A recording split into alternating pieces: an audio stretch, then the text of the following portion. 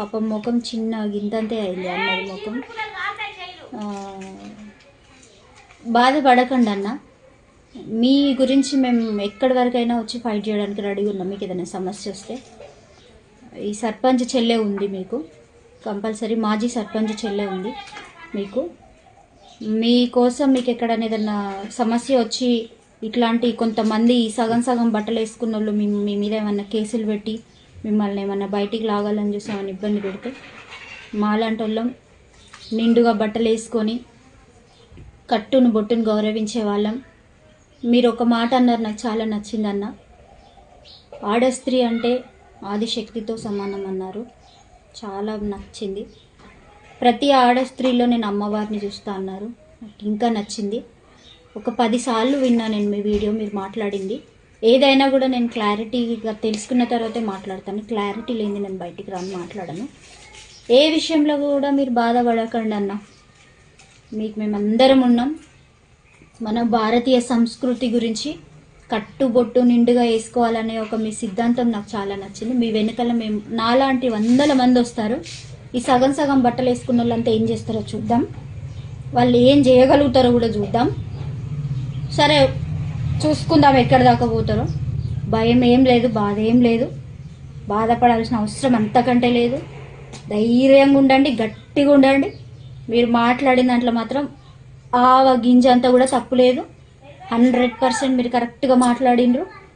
మీకు ఖచ్చితంగా నాలాంటి నిండుగా బట్టలు వేసుకొని పద్ధతిగా బ్రతికే ప్రతి ఆడస్త్రీ మీకు 100% సపోర్ట్ ఇస్తారు. ఈ సగం సగం బట్టలు వేసుకున్న వాళ్ళు ఎక్కడి వరకు పోతారో చూద్దాం. వాళ్ళని ఎక్కడికి తీసుకుపోవాలో కూడా మీరు మాకు అవకాశం ఇస్తే, మీరు ఏ టెన్షన్ పెట్టుకోకండి. మీ వెనకాల ప్రజలం అందరం ఉన్నాం. Thank you.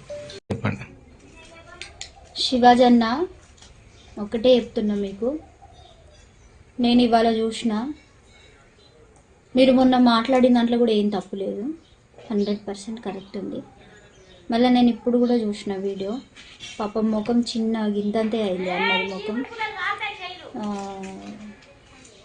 బాధపడకండి అన్న, మీ గురించి మేము ఎక్కడి వరకైనా వచ్చి ఫైట్ చేయడానికి రెడీగా ఉన్నాం. మీకు ఏదైనా సమస్య వస్తే ఈ సర్పంచ్ చెల్లె ఉంది మీకు, కంపల్సరీ మాజీ సర్పంచ్ చెల్లె ఉంది మీకు.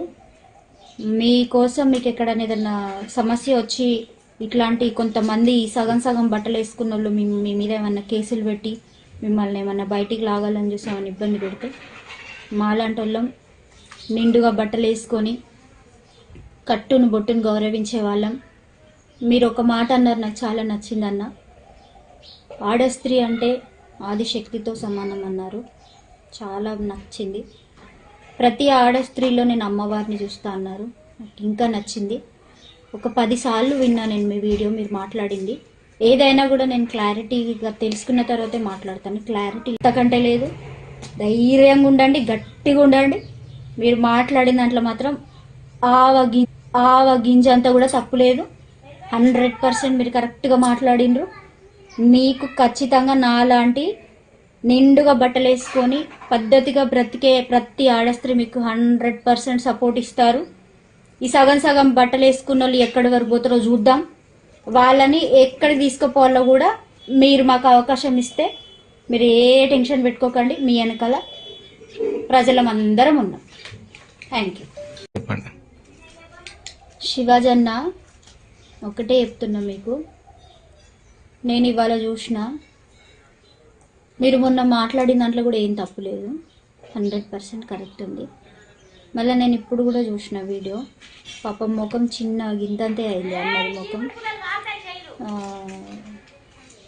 బాధపడకండి అన్న, మీ గురించి మేము ఎక్కడి వరకైనా వచ్చి ఫైట్ చేయడానికి రెడీగా ఉన్నాం. మీకు ఏదైనా సమస్య వస్తే ఈ సర్పంచ్ చెల్లె ఉంది మీకు, కంపల్సరీ మాజీ సర్పంచ్ చెల్లె ఉంది మీకు.